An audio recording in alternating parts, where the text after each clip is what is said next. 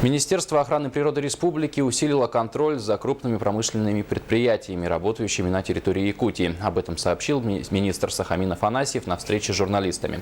Он рассказал об итогах работы ведомства за 8 месяцев текущего года. Значимым направлением деятельности министерства обозначена организация и проведение превентивного мониторинга состояния окружающей среды на территории работы крупных промышленных предприятий, таких как Алроса, Тасюрях-нефтегазодобыча, Газпром, Якутуголь и другие. В отношении этих компаний серьезных нареканий по природоохранным мероприятиям с нашей стороны нет.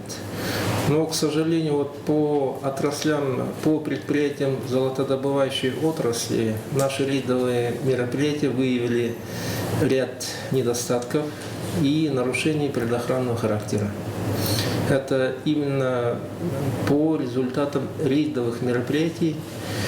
Рейдовые мероприятия мы проводили комплексные, с участием правоохранительных органов, с использованием вертолетной техники.